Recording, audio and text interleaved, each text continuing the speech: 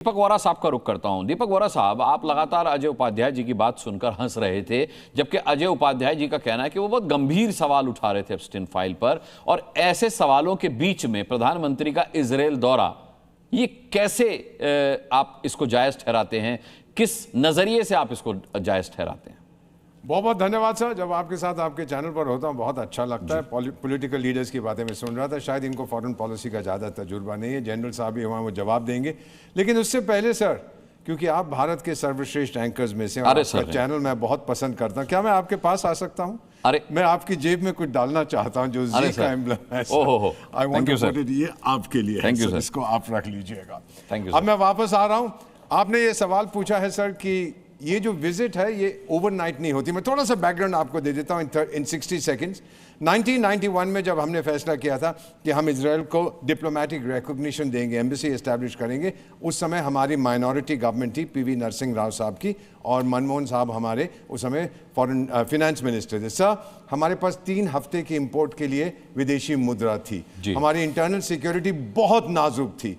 पश्चिमी देशों से हमने सोना अपना गिरवी रख के लोन लिया था, और फिर उन्होंने बड़ी बड़ी जो शक्तियां थी कहा कि आप इजराइल को डिप्लोमेटिक रिकॉग्निशन दे दीजिए, एस्टैब्लिश करिए, और फिर हम आगे चलेंगे, देखेंगे आपकी क्या मदद कर सकते हैं। उस समय हमारे प्राइम मिनिस्टर ने कहा था इजराइल को हम फुल डिप्लोमेटिक रिकॉग्निशन दे रहे हैं, लेकिन इसका यह मतलब नहीं है कि हम पैलेस्टाइन को त्याग रहे हैं। अब जो प्राइम मिनिस्टर वहां गए हैं, आप भूल जाइए वो जिहादिस्तान जो आपका पड़ोसी है जो लड़ता रहता है, किसी भी मैं बड़े सोच समझ के ध्यान से हल्के हल्के कह रहा हूं, किसी भी इस्लामिक मुल्क ने कोई आपत्ति नहीं जताई है कि भारत के प्रधानमंत्री क्यों गए। यहां तक कि पैलेस्टीनियन अथॉरिटी ने भी कुछ नहीं कहा है। और जब हमने इजराइल को रिकॉग्नाइज किया था, हमने एक व्यक्ति से सलाह की थी, शायद आपने उसका नाम सुना होगा, यासिर अराफात, जो Palestinian Authority, Palestine Liberation Organization के चेयरमैन थे। उन्होंने कहा बिल्कुल नॉर्मलाइज करिए, हम सब नॉर्मलाइज करना चाहते हैं इजराइल के साथ। तो थोड़ा सा इतिहास आप लोग पढ़ लीजिएगा, उसके बाद ये आलोचना करिए।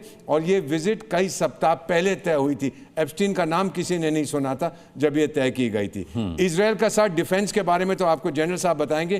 फाइनली मैं कह देता हूं, आप जानते हैं सर, ड्रिप इरिगेशन का नाम सुना है आपने? ड्रिप इरिगेशन ने, जो इजराइल से आया था, भारत का आउटपुट, एग्रीकल्चरल आउटपुट 2.5 गुना कर दिया, और पानी का प्रयोग आधा कर दिया। स्पेस में कोऑपरेशन है, मेडिसिन में कोऑपरेशन है, साइबर सिक्योरिटी में कोऑपरेशन है, स्टार्टअप्स में है। आर्टिफिशियल इंटेलिजेंस समिट में इजराइल कानूनी तौर पर, ऑफिशियल तौर पर नहीं आया था, लेकिन इजराइल हर जगह मौजूद था। सर, ये एक दोस्ती है, इसका मजाक मत उड़ाइए, ये बहुत मजबूत दोस्ती है, और इस दोस्ती का फायदा पैलेस्टीनियंस को भी होगा आगे चल के। चलिए, के सिन्हा साहब, मेजर जनरल के सिन्हा हमारे साथ हैं। के सिन्हा साहब, जवाब का देंगे मौका क्या? मैं आऊंगा सर, मैं आऊंगा। अजय उपाध्याय जी, मैं आऊंगा। मैं एक बार सबसे रिएक्शन ले लेता हूं, फिर आपके पास भी आऊंगा। मेजर जनरल के सिन्हा, ऐसे मौके पर जब वैश्विक स्तर पर भारत की स्थिति को मजबूत माना जा रहा है और मजबूत बनाने का प्रयास किया जा रहा है, प्रधानमंत्री के इजराइल दौरे पर जो पॉलिटिक्स हो रही है, उसका जो विरोध हो रहा है, क्या वो आपको जायज लगता है या नाजायज है? जय हिंद। देखिए अनुराग जी, ये टोटल नाजायज तो कहिएगा ही, ये इतना मिसप्लेस्ड है। इस तरह की जो चीज़ें, बातें होती हैं जब भारत के, देखिए हम क्या बातें कर रहे हैं, 2 चीज़ें के साथ हमारा इजराइल के साथ है। एक है टेररिज्म के ऊपर में, और टेररिज्म के ऊपर में, और एक मेरे ख्याल से कॉड भी अभी शायद हो, जिसको हेक्सागन अब ये कह रहे हैं एक ज्वाइंट। दूसरा जो डिफेंस का है, सबसे बड़ा है।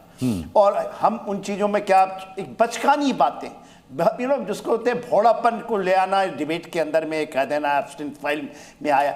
देखिए, इजराइल हमारे साथ में कारगिल वॉर में खड़ा था, और मैं गया था इजराइल इसी कारगिल वॉर के बीच में, लड़ाई के बीच से मैं पाकिस्तान के अंदर में था। हमें कुछ चीज़ें चाहिए थी, इजराइल से हमें मिली थी।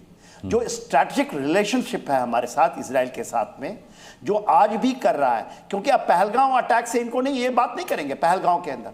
यदि इजराइल हमारे साथ यदि खड़ा है, यदि मैं नाम गिनाऊं आपका, और एक डिफेंस डील अभी होने वाला है $8.6 बिलियन की, ये डिफेंस डील, मगर हम उस, क्योंकि सीरियस बहस होती ही नहीं है हमारे इंडियन टेलीविजन के अंदर में, क्योंकि ये जो लोग आते हैं, चाहे हम राजनीति को टीवी चैनल के जहां बुद्धिजीवों की बातें होनी चाहिए, वहां पर कोई कहता है झुमका गिरा देता है।